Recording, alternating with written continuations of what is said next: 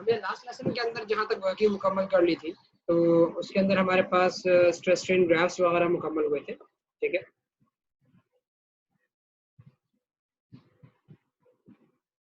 तो इस ग्राफ को थोड़ा सा सही करना है, वो समझ लो रह गया था, ये मैंने उल्टा बना दिया था मुझे भी अंदाजा हुआ।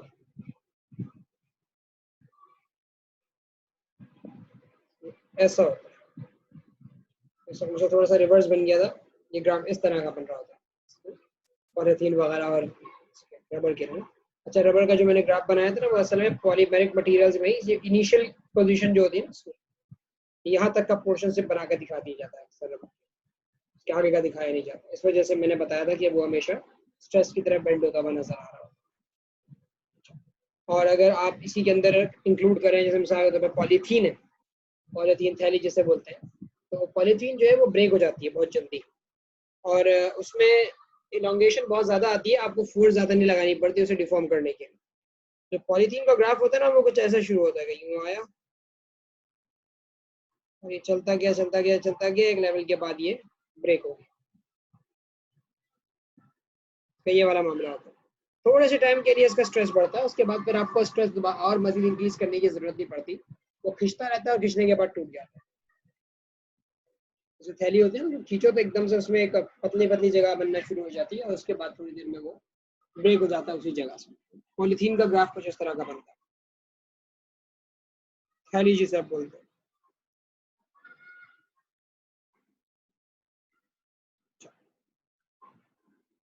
अब यहाँ पे हम एक्सपेरिमेंट के ऊपर बात करेंगे कि यंग्स मॉडुलस निकाला कैसे जाता है एक्सपेरिमेंटली। आपके पास सामने एक एक्सपेरिमेंटल सेटअप है आपके लेफ्ट के ऊपर, ये उसमें आपने देखा होगा कि आपके पास एक क्लैंप है, तो आपने मीटर रूल और क्लैंप को आपने फिक्स किया हुआ है, और एक थ्रेड जो है या रोप जो है आपके पास, उसको आपने एक पुली के ऊपर से हैंग करके उसके साथ लोड अटैच किया। ठीक, और अगर आप थोड़ा सा गौर करें तो यहाँ पे आपके पास एक पॉइंटर भी आपको नजर आ रहा होगा, स्टिकी टेप पॉइंटर। ठीक है, असल में होता ये है कि जब आप लोड हैंग करते हो ना, तो लोड हैंग करने की वजह से वायर खिंचता है, तो जब वायर खिंचता होता है वो पॉइंटर जो है वो आगे चला जाता है। लेट्स से फॉर एग्जांपल अगर लोड नहीं हैंग हुआ था, तो जहां मैंने एरो बनाया हुआ इनिशियल पोजीशन ऑफ पॉइंटर के तौर पे, आपका पॉइंटर यहाँ होता। एग्जांपल दे रहा हूँ मैं खाली, जैसे ही आपने कहने के फॉर एग्जांपल वायर के ऊपर लोड हैंग किया, वायर एक्सटेंड हुआ, एक्सटेंशन होने की वजह से वो आगे तरफ चला गया, तो आप क्या देखोगे, आप इनिशियल पोजीशन देखोगे, आप फाइनल पोजीशन देखोगे पॉइंटर। उन दोनों का जब हम सब्ट्रैक्ट करोगे, आपको पता चलेगा कि अच्छा आपके मटेरियल में, आपके वायर में एक्सटेंशन कितनी है, कितना खिंचा है आपका वायर, क्योंकि एक्सटेंशन इसी वजह से, लोड की वजह से आई है ना, पॉइंटर आगे इसी वजह से गया। अगर एक्सटेंशन नहीं आई जाती तो आपका वायर क्यों आगे की तरफ जाए। तो यहाँ पे ये चीज आपके पास एक्सपीरियंस हुई, आपने फोर्स अप्लाई किया, आपको एक्सटेंशन मिली। लेकिन इस एक्सपेरिमेंट को करने से पहले, क्योंकि आपको यंग्स मॉडुलस चाहिए था, अब यंग्स मॉडुलस में फॉर्मूला देखते हैं। यंग्स मॉडुलस का फॉर्मूला है FL/AE, उसको प्रिंट कर दो यहाँ पे, FL/AX, सही, फोर्स, लेंथ, एरिया और एक्सटेंशन। फोर्स तो आपको लोड से मिल जाएगी, एक्सटेंशन भी आप मीटर रूल से निकाल लोगे जो उसमें लगा हुआ है। एक्सपेरिमेंट शुरू करने से पहले आपको वायर की इनिशियल लेंथ मेजर करनी है और वायर का क्रॉस सेक्शन एरिया मेजर करना है। ये दो चीजें हैं जो आपको मेजर करनी है इनिशियली। वायर का एरिया निकालने के लिए आपको वायर का डायमीटर निकालना पड़ेगा, माइक्रोमीटर स्क्रू गेज का इस्तेमाल करके। जब आप एक मरतबा वायर का डायमीटर निकाल लेंगे माइक्रोमीटर स्क्रू गेज को यूज करके, तो उसके बाद फिर आप यह कैलकुलेशन कर सकते हो डायमीटर से एरिया निकालने का। πd²/4 आपका फॉर्मूला यूज हो सकता है।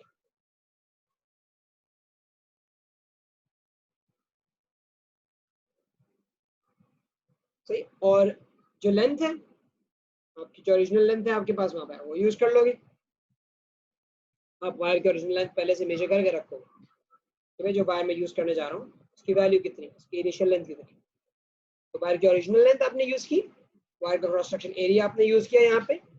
ठीक है, क्रॉस सेक्शन एरिया कैसे निकाला आपने, डायमीटर ऑफ द वायर के थ्रू डिटरमिन किया कि भाई आप वायर का डायमीटर डिटरमिन कर लो इस तरह से माइक्रोमीटर स्क्रू गेज की मदद से, और फिर आप आगे इसको यूज कर सकते हो।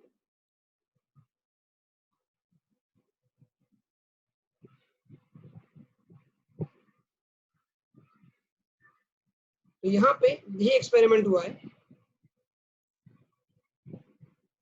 आपके पास वायर हैंग किया, सही है, वायर के ऊपर आपने एक लोड हैंग किया, लोड हैंग करते ही आपके पास सिस्टम एक्सटेंड हो गया। अब देखो आपके पास एक फोर्स की वैल्यू मिली और उसके कॉरेस्पॉन्डिंग यानी एक एक्सटेंशन की वैल्यू मिली। अब आप क्या करोगे, आप इसका एक टेबल बनाओगे, फोर्स बढ़ाते जाओगे, जैसे मिसाल के तौर पे 5 न्यूटन बढ़ा दी फोर्स। अच्छा, फोर्स निकालने के लिए क्या किया जा सकता है? फोर्स निकालने के लिए एक तरीका ये है कि जो आप हैंग कर रहे हो वो तो मास से हैंग कर रहे हो, तो ग्राम्स में होते हैं, तो चाहिए फोर्स, सही सही, आपको तो चाहिए फोर्स की वैल्यू। अब आप क्या करोगे, W इक्वल्स mg यूज कर लो, सही। आप क्या करोगे, आप बोलोगे भाई मैं फोर्स की वैल्यू यूज कर लेता हूँ, तो फोर्स की वैल्यू यूज करने के आप क्या करोगे, फोर्स की वैल्यू निकालने के लिए आप लोगे उसका सिस्टम का वेट। आपको पता है वेट होता है mg के बराबर, जो वेट होगा उस ऑब्जेक्ट का, उस मास का, वही उस ऑब्जेक्ट के ऊपर उस वायर पे लगने वाली फोर्स बन जाए। तो मास आपने यहाँ पे रखा, ग्रेविटेशनल फील्ड स्ट्रेंथ 9.8 रखी, मल्टीप्लाई किया, आपको फोर्स की वैल्यू मिली। और इसी तरह से एक्सटेंशन, उसके जो कॉरेस्पॉन्डिंग एक्सटेंशन आ रही है वो आपने डिटरमाइन कर। Once you done with that, अब आप अपना ग्राफ प्लॉट कर सकते हैं। ग्राफ प्लॉट करने के आपके पास दो रास्ते हैं, या तो आप स्ट्रेस और स्ट्रेन का ग्राफ प्लॉट करो, कि भाई आप क्या करो, स्ट्रेस अलग से निकाल लो फोर्स अपॉन एरिया लगा के, स्ट्रेन अलग से निकाल लो एक्सटेंशन अपॉन लेंथ लगा के, स्ट्रेस रखो y एक्सिस पे, स्ट्रेन रखो x एक्सिस पे, ग्राफ ड्रॉ कर दो। जिस ग्राफ का ग्रेडियंट होगा वो यंग्स मॉडुलस होगा, क्योंकि अगर आपको याद हो तो Young's modulus stress upon strain होता है। इस ग्राफ का जो ग्रेडियंट होगा वो आपको यंग्स मॉडुलस दे सकता है, एवरेज वैल्यू यंग्स मॉडुलस। लेकिन दूसरा रास्ता एक और भी है कि भाई आप नहीं प्लॉट करना चाह रहे, आप क्या करते हो, फोर्स और एक्सटेंशन का ग्राफ प्लॉट करते हो। किसका, फोर्स और एक्सटेंशन का स्ट्रेट लाइन ग्राफ बनेगा। आप क्या करो, आप इसका ग्रेडियंट निकालो। देखो यंग्स मॉडुलस का फॉर्मूला हम जानते हैं, FL अपॉन AX है। अगर मैं F अपॉन X को एक तरफ कर दूं और L अपॉन A को अलग कर दूं, तो बेटा F अपॉन X जो है वो स्प्रिंग कांस्टेंट होगा, K into length upon area. तो F अपॉन X की जो वैल्यू है आपको, वो आपको ग्राफ के ग्रेडियंट से मिल सकती है आसानी। अगर आप फोर्स एक्सटेंशन को ग्राफ प्लॉट करें तो उसका ग्रेडियंट आपको एक average value of spring constant दे देगा, एवरेज वैल्यू ऑफ K दे देगा, क्योंकि ग्रेडियंट क्या होगा, ग्रेडियंट y अपॉन x होता है ना बेटा, तो y पे फोर्स है, x पे एक्सटेंशन है, तो ये आपके पास हो जाएगा f अपॉन x। आपने f अपॉन x की जगह लिखा gradient multiply by length upon area, इससे भी आपके पास यंग्स मॉडुलस आ जाएगा। दोनों में से कोई भी तरीका यूज कर सकते हो, यंग्स मॉडुलस आपके पास आंसर के तौर पे ऑब्टेन हो जाएगा और एक एवरेज वैल्यू आएगी यंग्स मॉडुलस। लेकिन इस पूरे एक्सपेरिमेंट में याद रखिएगा एक बात का ख्याल करना होता है। क्या बात है, वो ये है कि एक्सपेरिमेंट के दौरान आप इलास्टिक लिमिट ना क्रॉस करें, सही, क्योंकि इलास्टिक लिमिट या लिमिट ऑफ प्रोपोर्शनैलिटी के बाद मटेरियल जो है वो आपके पास खराब होना शुरू हो जाता है, ग्राफ स्ट्रेट लाइन नहीं रहता, उसमें परमानेंट डिफॉर्मेशन आ जाती है इलास्टिक लिमिट क्रॉस होते हैं। इलास्टिक लिमिट क्रॉस नहीं होनी चाहिए, इस बात का ख्याल रखो। कैसे रख सकते हैं इस बात का ख्याल, जब लोड हैंग कर दो तो उस लोड को रिमूव करो और देखो कि क्या वो पॉइंटर वापस उसी ओरिजिनल लेंथ पे आ रहा है या नहीं आ रहा। कहीं ऐसा तो नहीं है कि आपका पॉइंटर ओरिजिनल लेंथ पे आके नहीं रुक रहा बल्कि उससे थोड़ा आगे रुक रहा है, क्योंकि अगर ऐसा है तो इसका मतलब आपकी इलास्टिक लिमिट क्रॉस हो चुकी है। मतलब आपका वो जो डाटा होगा, जो लेंथ आपने एक्सटेंशन जो आपने मालूम की होगी उस स्पेसिफिक फोर्स के ऊपर, वो फिर आपके किसी काम की नहीं, आप उसे इग्नोर करोगे।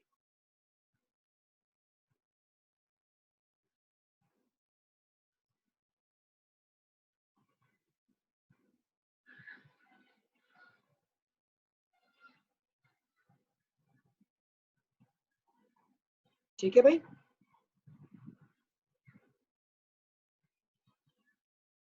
अब अगर इसमें इस मेथड में किसी का कोई सवाल है मुझसे, वो बिल्कुल बेझिझक पूछ सकता है।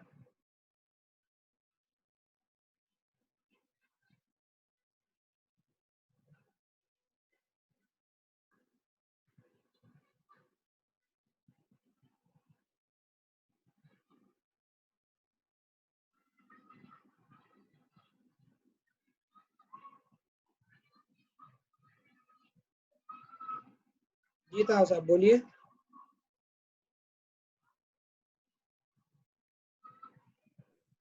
सर ये क्वेश्चन था, ये इसमें हम यंग मॉडल्स में जो हम स्ट्रेन मेंशन करते हैं, सर ये स्ट्रेन एनर्जी होती है या सिर्फ स्ट्रेन होता है? ये किस चीज में क्या मालूम करते हैं? सर स्ट्रेन, ये स्ट्रेन होता है सिर्फ या फिर स्ट्रेन एनर्जी? मेरा इन स्ट्रेन दोनों में होती फर्क है। क्या है सर? स्ट्रेन तो एनर्जी इन तो दोनों में फर्क डिफॉर्मेशन क्या की है? वजह से होती है ना। वो डिफॉर्मेशन से होती है। वो तो और आपके सर वो बता रहा होता सिंपल है कि जो, एनर्जी कितनी स्टोर हुई है। ये जो आप मालूम कर रहे हो एक्स एक्सिस पे एक्स अपॉन लेंथ डिटरमिन करके, ये सिर्फ स्ट्रेन है। उस मटेरियल में डिफॉर्मेशन कितनी है।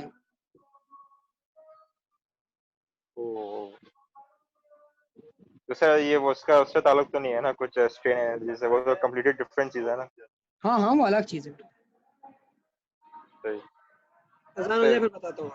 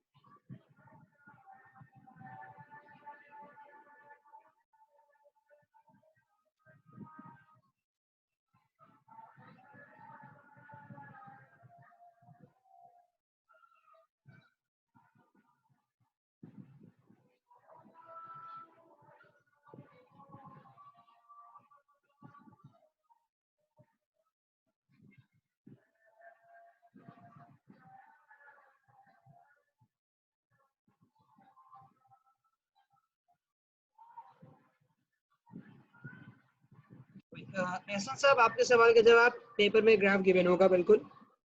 इमाद आपके सवाल का जवाब रिकॉर्ड हो रही है क्लास। शुमाइल आपके सवाल का जवाब बेटा ये है कि जब लोड ज्यादा हो जाता है ना तो वायर स्नैप कर सकता है। जैसे वो ज्यादा टेंशन में टूटता है ना तो वो एकदम से आगे पीछे भागता है वायर, जिसकी वजह से वो आपकी आंख में जा सकता है, इसलिए वो बोलते हैं कि भाई वेयर आई प्रोटेक्शन।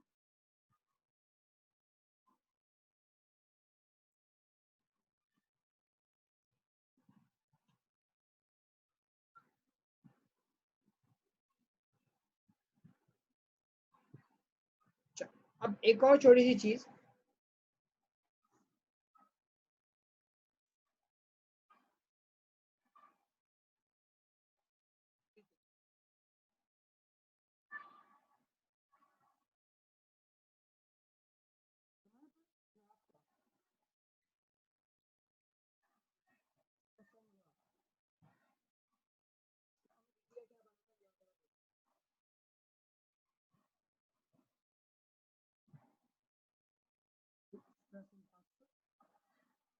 या गैस पे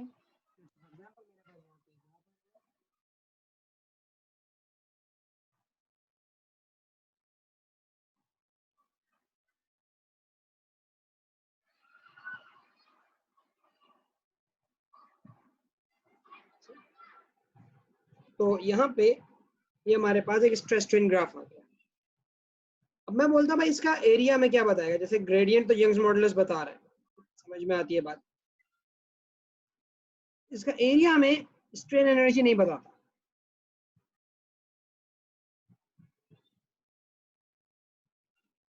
अगर हम थोड़ा सा गौर करें तो हमें अंदाजा होगा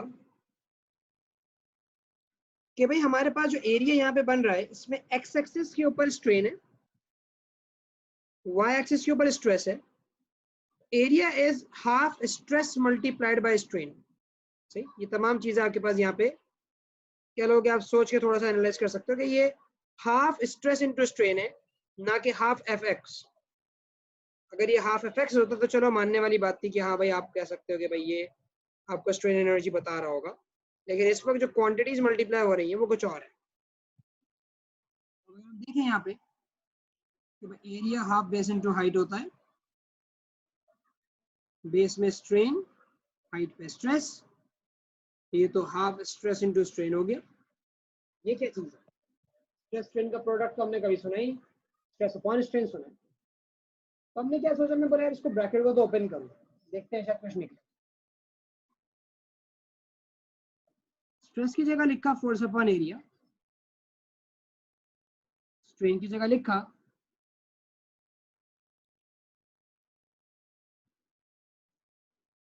टेंशन अपॉन ओरिजिनल लेंथ।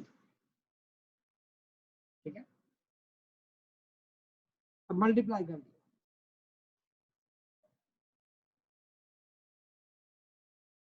देखो हाफ एफ एक्स अगर आपको याद हो,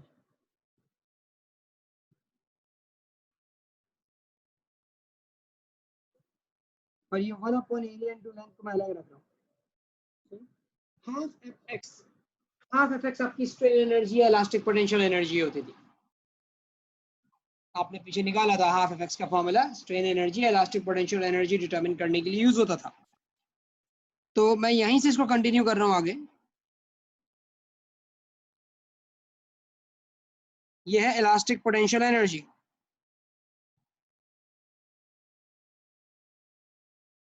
ईपी लिख देता हूँ। और एरिया इनटू लेंथ बेटा होता है volume. Area into length is the volume of conductor, कि भाई क्रॉस सेक्शन एरिया उसका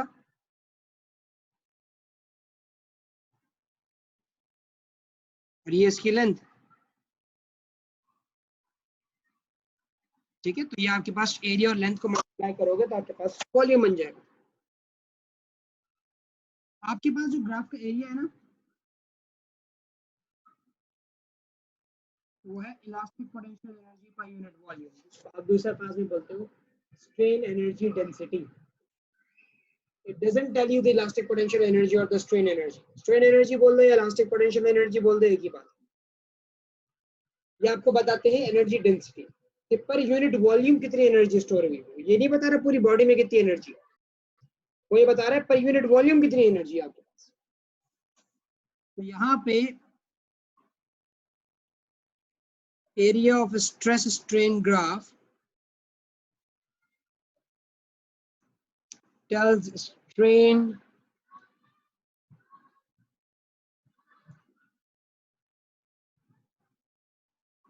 energy density।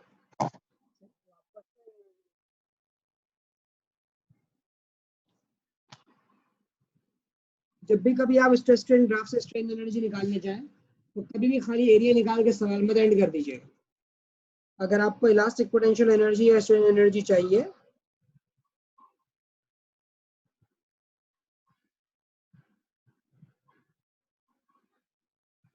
सही, और आपके पास स्ट्रेस स्ट्रेन ग्राफ था, तो फिर आप area of stress strain graph को वॉल्यूम ऑफ कंडक्टर से मल्टीप्लाई जरूर करवाइएगा, क्योंकि elastic potential energy upon volume मिलता है आपको एरिया से। जब तक इसको वॉल्यूम से मल्टीप्लाई नहीं कराएंगे आपको इलास्टिक पोटेंशियल नहीं पता चलेगी।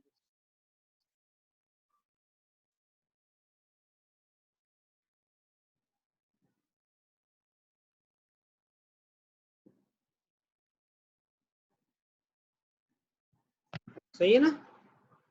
तो ये अक्सर एग्जामिनर करता है, वो आपको बजाय एफएक्स का ग्राफ देने के वो इलास्टिक पोटेंशियल एनर्जी स्ट्रेन का ग्राफ दे देता है, स्ट्रेस स्ट्रेन का, फिर वहां से आपसे डिटरमिन करवाता है। तो अक्सर हम जो है उस चीज में गलती कर जाते हैं, हम भूल जाते हैं कि भाई ये स्ट्रेस स्ट्रेन का ग्राफ। इसमें कोई सवाल है तो पूछो।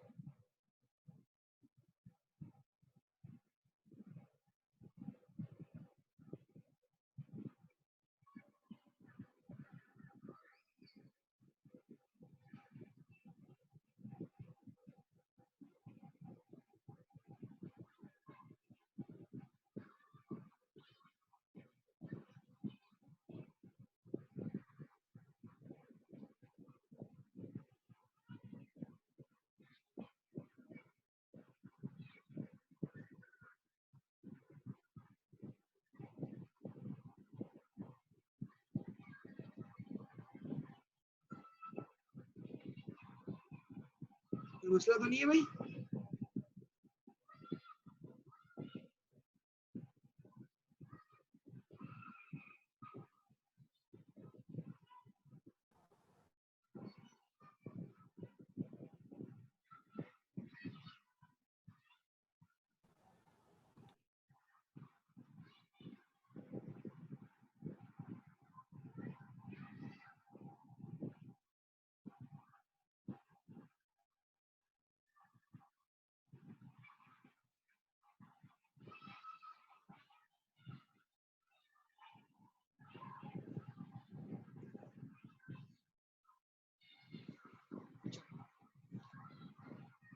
आगे बढ़ते हैं जरा, स्प्रिंग्स इन सीरीज और स्प्रिंग्स इन पैरेलल की बात करके आज लेसन एंड करते हैं ये वाला।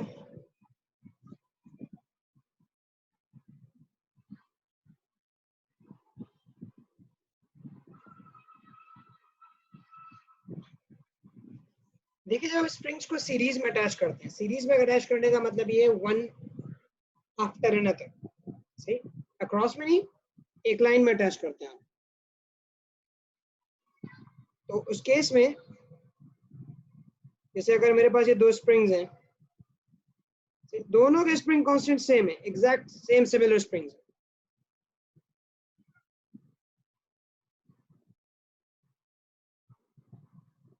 There similar springs. अब मैंने क्या किया, I attached both of them in series with one another. अच्छा पहले क्या हो रहा था कि अगर मैं फॉर एग्जांपल एक स्प्रिंग को अटैच करता था, सही है, और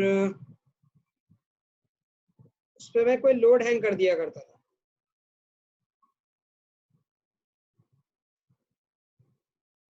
डब्ल्यू का लोड मैंने हैंग कर दिया,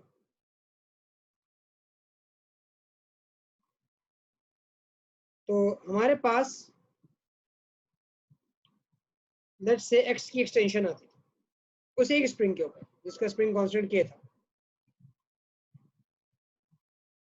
ठीक है। अब मैं क्या कर रहा हूं, दोनों स्प्रिंग को सीरीज में अटैच करता हूं,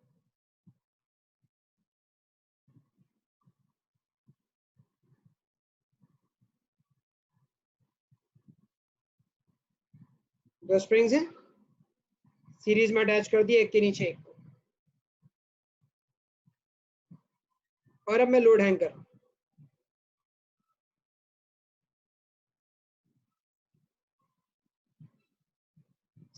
ये दोनों स्प्रिंग्स खींचे, सही, both of these springs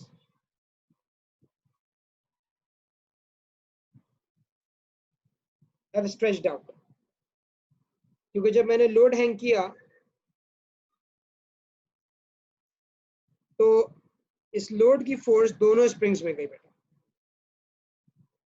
spring number 1 में भी गई, स्प्रिंग नंबर 2 में भी, इसमें भी फोर्स आई जिसको आप टेंशन बोल रहे हो जो कि वेट के बराबर थी, और इसमें भी जो फोर्स आई जिसको आप टेंशन बोलते हो वो भी वेट के बराबर थी। ऐसा क्यों हुआ, क्योंकि देखो सिस्टम था इक्विलिब्रियम में, सिस्टम था इक्विलिब्रियम में। मैं एक मिसाल देता हूं, अगर ये दो स्प्रिंग्स हैं और मैं कह रहा हूं कि दो स्प्रिंग्स इक्विलिब्रियम में हैं, तो उसका मतलब जितना वेट नीचे लग रहा होगा, अगर इस पॉइंट को आप देखो, इसको मैं थोड़ा सा बड़ा कर देता हूं, ज्यादा ही बड़ा हो गया, ये समझाने के लिए काफी इतना। तो अगर ये वेट वर्टिकली डाउनवर्ड्स है, तो for the system to be in equilibrium there needs to be a force of weight W vertically upwards, ताकि रिजल्टेंट जीरो हो ना स्प्रिंग के अंदर, अदरवाइज अगर कोई भी एक फोर्स ज्यादा होगी तो स्प्रिंग मूव करेगा।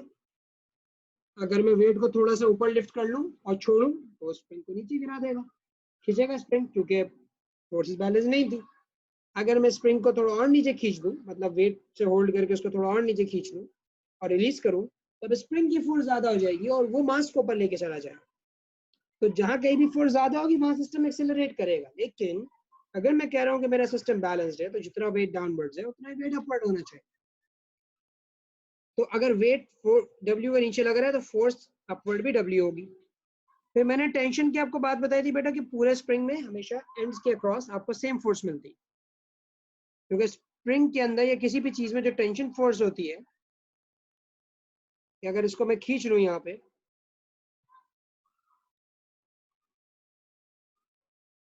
से किसी तरीके से खींचू, तो अंदर आने वाली टेंशन दोनों तरफ से पॉइंट से हमें एक्ट कर रही होती है, ठीक, दोनों तरफ से आपको टेंशन फोर्स फील होती है।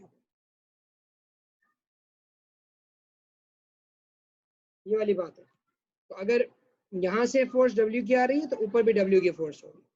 अच्छा इसी तरह से ऊपर वाले स्प्रिंग में भी यही मामला होगा, क्योंकि ये वाला पॉइंट भी तो इक्विलिब्रियम में है, सेंटर वाला ये भी तो इक्विलिब्रियम में है, ये भी ना ऊपर जा रहा है ना नीचे जा रहा है, इसका मतलब ये भी आपके पास इसके भी ऊपर और नीचे फोर्स बराबर होगी। तो इस तरह से पूरे स्प्रिंग्स के अंदर जितने भी स्प्रिंग लगे हुए हैं सीरीज में, सबके अंदर आपके पास सेम फोर्स जा रही है, otherwise the system can not be in equilibrium. तो अगर दोनों स्प्रिंग्स के अंदर सेम फोर्स गई है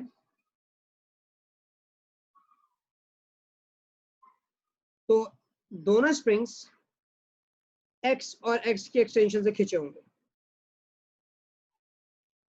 और जो इनकी ओवरऑल एक्सटेंशन होगी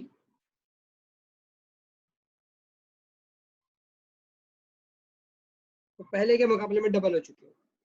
you will now have a larger extension, क्योंकि स्प्रिंग 1 भी खींचा, स्प्रिंग 2 भी खींचा, तो जो पूरा सिस्टम नीचे आया वो डबल एक्सटेंशन करके नीचे आया। तो अगर मैं एक काम करता कि मैं इस स्प्रिंग्स को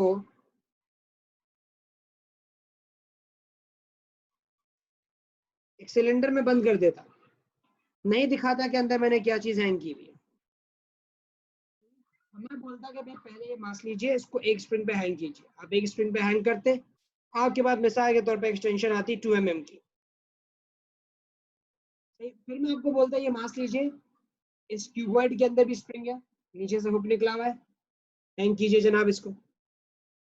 सही, मतलब ये सिचुएशन होती कि भाई ये एक सिलेंडर होता, अंदर स्प्रिंग छुपे हुए होते, मैंने नीचे से बस एक हुक निकाला हुआ कि भाई जो कुछ भी है इस पे हैंग कर दो। तो जब आप इसको हैंग करते ये खींचता,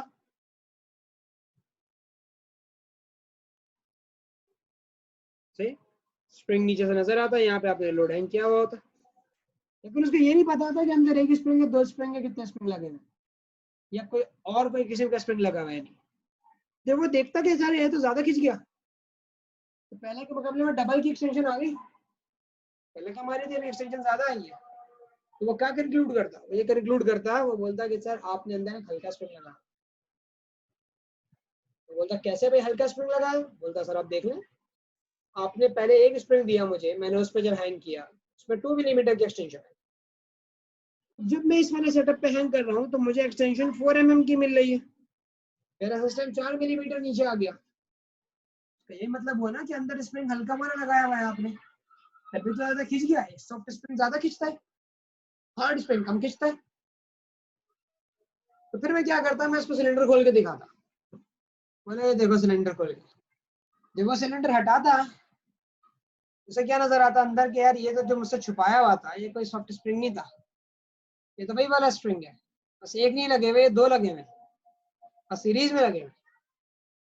तो यहाँ पे समझता है कि अच्छा जनाब ये बात है, जब स्प्रिंग्स को सीरीज में अटैच किया जाता है तो वो ज्यादा एक्सटेंशन कॉज करते हैं, क्योंकि दोनों स्प्रिंग खींचते हैं, और इसलिए उन दोनों का कॉम्बिनेशन ऐसे बिहेव करता है जैसे कि कोई सॉफ्ट स्प्रिंग मौजूद होते नहीं है, वो सॉफ्ट वो वैसे ही होते हैं जैसे वो पहले थे, लेकिन उनका कॉम्बिनेशन, उनका जो कंबाइंड बिहेवियर है वो ऐसा है जैसे कि कोई एक soft spring, effective spring constant गिर जाता है, उस कॉम्बिनेशन का जो रिजल्टेंट स्प्रिंग कांस्टेंट होता है वो कम हो जाता है,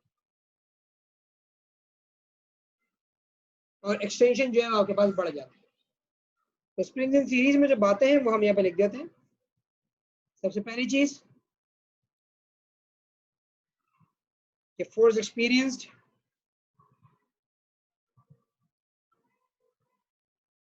by all springs in series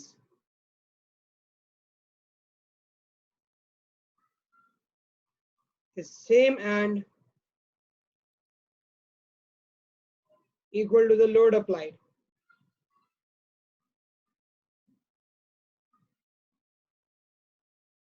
See, it is equal to the load applied. जो वेट आपने डाला वही टेंशन 1, वही टेंशन 2, फिर extension,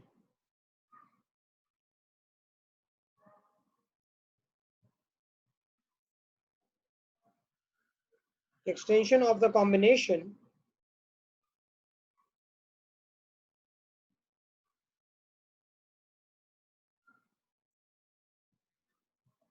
is the sum of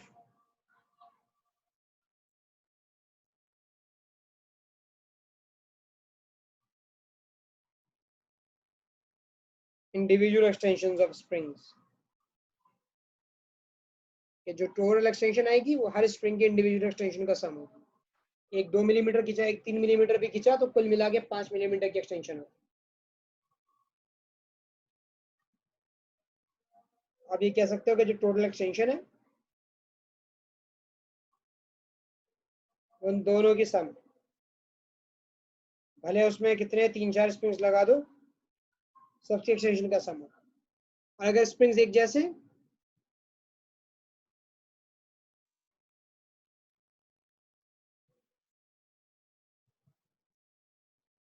तो जो टोटल एक्सटेंशन होगी वो n times of individual extension. अगर एक स्प्रिंग 2 मिलीमीटर खींचता है और आपने 5 स्प्रिंग सीरीज में लगा दी, एक स्प्रिंग 2 मिलीमीटर खींचता है और आपने 5 स्प्रिंग सीरीज में लगा दी, तो नतीजा क्या होगा? 2 मल्टीप्लाई बाय 5, 10 मिलीमीटर की एक्सटेंशन हो जाएगी। आपकी एक्सटेंशन थी 2 मिलीमीटर,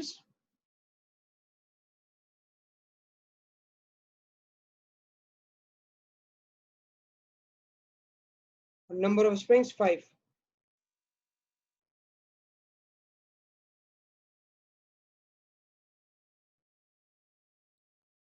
तो यहाँ पे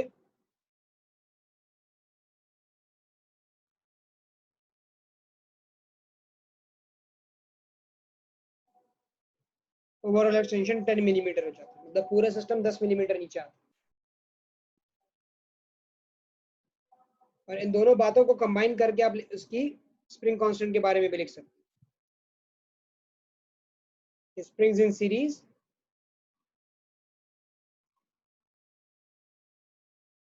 behave as soft spring.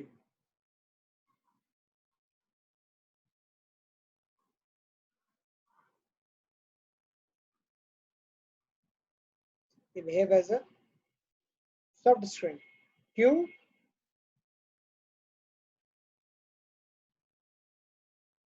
This is because for the same force,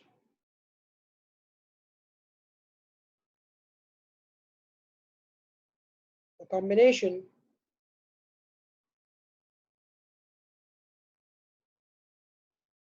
shows greater extension.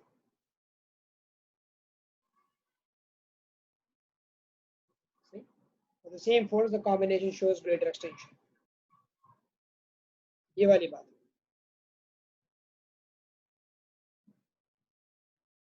तो पता है F equals kx के मुताबिक ना?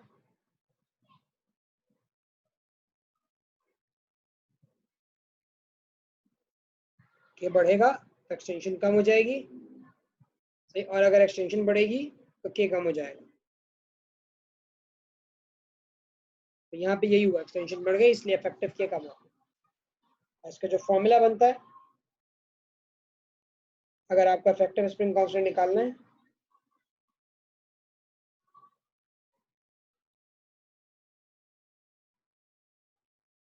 तो बनता है 1/kt equals 1/k1 plus 1/k2, इस तरह से करते करते 1/kn तक। और अगर आपके पास तमाम स्प्रिंग सेम है,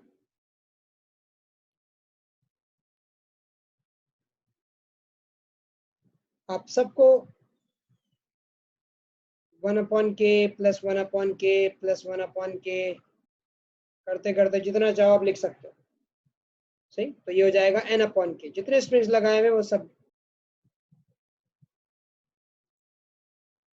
आप स्प्रिंग कांस्टेंट बना सकते हो k/n।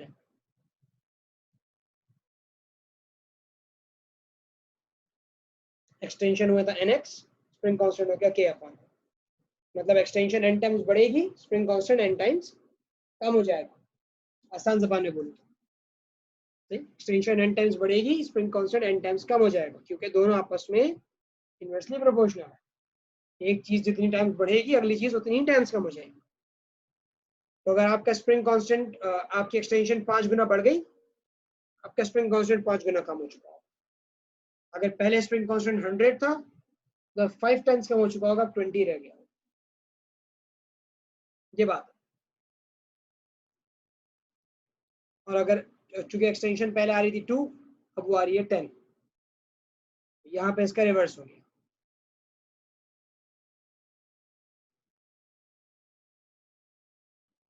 बोलो तो हाँ।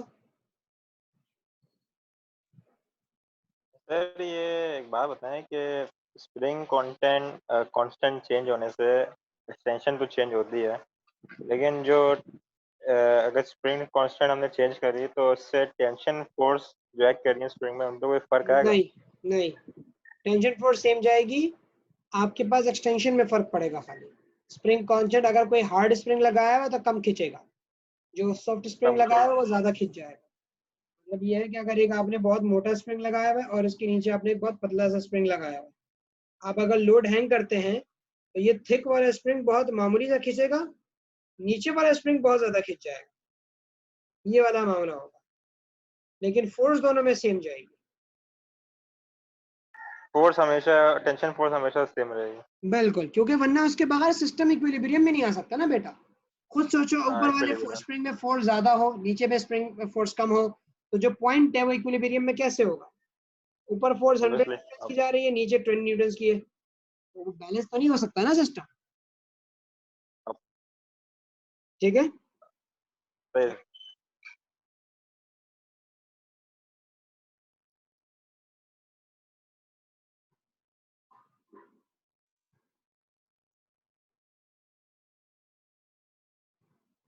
अच्छा भाई, ये हमारे पास हो गया स्प्रिंग्स इन सीरीज का मामला सर। अब हम बात करते हैं स्प्रिंग्स इन पैरेलल की।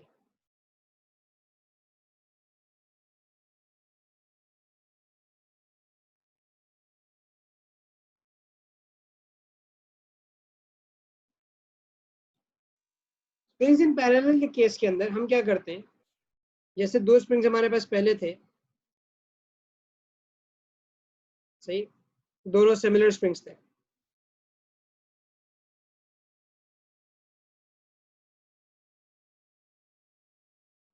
पैरेलल के केस में एग्जामिनर डिसिमिलर स्प्रिंग्स का केस नहीं देता, ठीक है, क्योंकि उसमें फिर ये होता है कि एक साइड नीचे चली जाती है, एक साइड नीचे नहीं जा पाती, इसमें मोमेंट वगैरह लगाना पड़ जाता है, तो वो आपका सिलेबस में केस नहीं आता, इसलिए उससे परेशान मत होना। सिमिलर स्प्रिंग्स का केस आएगा। तो वही बात थी कि पहले एक स्प्रिंग जब अटैच किया जा रहा था,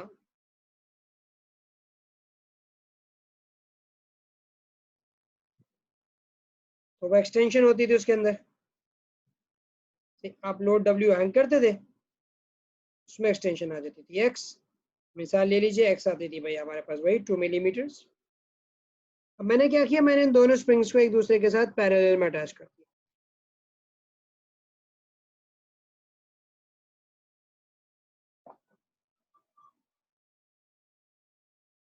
एक मिनट रुकिएगा बेटा।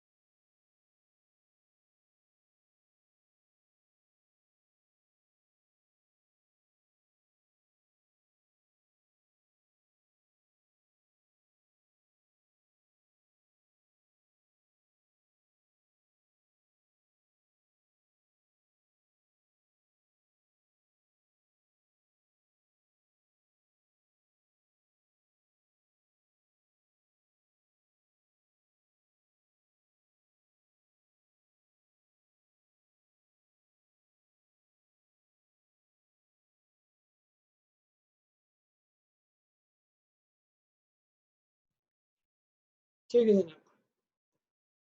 तो हमारे पास यहाँ पे स्प्रिंग्स हमने क्या करे, आप सीरीज में वजह लगाने के, इसमें अब हमने इन दोनों स्प्रिंग्स को पैरेलल में अटैच कर दिया, नीचे एक बोर्ड या एक कार्ड शीट या कुछ ऐसी चीज अटैच कर दी जिससे पूरे सिस्टम पे एक साथ फोर्स लगे। अब जब हम यहाँ पे लोड हैंग करेंगे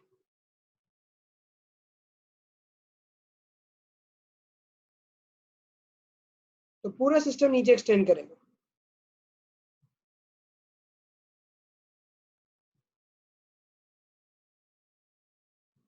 पूरा सिस्टम हमने देखा कि भाई नीचे एक्सटेंशन हुई है और ये सिस्टम इतना एक्सटेंड कर गया। अच्छा, मामला यहाँ पे क्या हुआ, यहाँ पे फोर्स हो गई डिवाइड, क्योंकि एक वेट को बैलेंस करने के लिए दो स्प्रिंग साइड बाय साइड लगे, तो जो फोर्स है वो इन दोनों के अंदर गई। अब क्योंकि दोनों स्प्रिंग सेम थे तो दोनों में सेम फोर्स गई। अगर दोनों स्प्रिंग डिफरेंट होते तो दोनों में डिफरेंट फोर्स जाती, जिसकी वजह से उनकी एक्सटेंशन भी डिफरेंट होती और हो सकता कि आपका स्प्रिंग का सिस्टम जो है वो एक साइड से नीचे गिर जाता, एक साइड से ऊपर रहता। लेकिन अभी क्या है, दोनों स्प्रिंग्स मैंने सेम बोले क्योंकि दे आर सेम स्प्रिंग्स।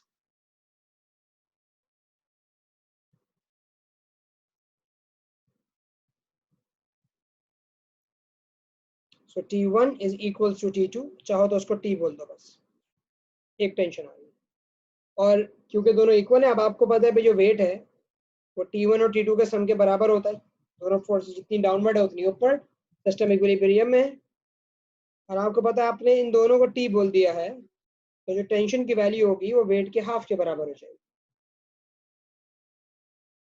जो फोर्स इन स्प्रिंग्स में जा रही है वो हाफ हो गई। अगर 3 स्प्रिंग्स होते तो 1/3 हो जाती, अगर 4 स्प्रिंग्स होते इस तरह के तो 1/4 हो जाती, 5 स्प्रिंग्स होते हैं तो 5 में इक्वली डिवाइड हो जाती। तो अगर भी हमारे पास 2 स्प्रिंग्स थे तो इस तरह से हुआ, अगर 3 स्प्रिंग्स होते और सेम होते तो जो इनमें टेंशन आती वो W/3 के बराबर आती। सही, 4 स्प्रिंग्स में W/4 के बराबर आती है उसके अंदर फोर्स, चारों में इक्वली डिवाइड हो जाती। और अगर n स्प्रिंग्स होते, कितने ही लगा दो, तो वो उन तमाम स्प्रिंग्स के अंदर जो फोर्स है वो इक्वली डिस्ट्रीब्यूट हो चुकी है, W/n के हिसाब से आपके पास जो फोर्स है वो स्प्रिंग्स में डिवाइड होती है। अब यहाँ पे सिलसिला क्या होता है, देखो जब हम स्प्रिंग को पैरेलल में अटैच करते हो ना, अब मामला ये हुआ कि जब फोर्स स्प्रिंग में कम गई तो स्प्रिंग कम खींचेगा, क्योंकि भाई आपके पहले एक जो स्प्रिंग लगा हुआ था अकेला वो पूरा पूरा वेट बेयर कर रहा था। इस वक्त वो अकेला स्प्रिंग पूरा वेट बेयर कर रहा था, सही, उसकी टेंशन जो थी वो वेट के बराबर थी, तो वो 2 मिलीमीटर खींच गया। अब क्या सिलसिला हुआ कि अब जो स्प्रिंग्स आपने दोनों पैरेलल लगाए उसमें 2 न्यूटन की जो वेट के बराबर की फोर्स तो नहीं गई, फोर्स कम गई, सही, इक्वली डिवाइड हो गई। तो जो फोर्स उसके अंदर कम गई तो ये स्प्रिंग खींचे कम। तो अगर मैं किसी बंदे को ये पूरा सेटअप एक सिलेंडर के अंदर बंद करके दे देता और उसे बोलता कि भाई ये बराबर में आपके पास एक स्प्रिंग लगा हुआ है, जरा इसमें मास हैंग कीजिए, तो मास हैंग करता, वो बोलता देखता है अच्छा 2 मिलीमीटर की एक्सटेंशन है, वो बोलता है ये लोड उतारो और इसी लोड को इस कॉम्बिनेशन पे, ये सिलेंडर लगा हुआ है इसके नीचे हुक निकला हुआ है इस पे लगाओ, मुझे बताओ क्या ऑब्जर्व करो। जैसे उसने लोड हैंग करना होता एक्सटेंशन कम आती, एक्सटेंशन आती है इस बार 1 मिलीमीटर की, बोलता भाई आपने अंदर एक हार्ड स्प्रिंग लगाया हुआ है, इससे ज्यादा हार्ड है अंदर वाला स्प्रिंग, कैसे कह सकते थे अंदर इस कार्डबोर्ड के अंदर जो है मैंने एक स्प्रिंग जो छुपाया हुआ है ज्यादा हार्ड है। बोलता जनाब आप पहले वाला स्प्रिंग का सिस्टम देखिए, जो एक स्प्रिंग आपने मुझे दिया था, मैंने ये लोड इस पे जब हैंग किया तो ये 2 मिलीमीटर खींचा, अब मैं यही लोड जब इस पे इस सिस्टम में हैंग कर रहा हूँ, मुझे नहीं पता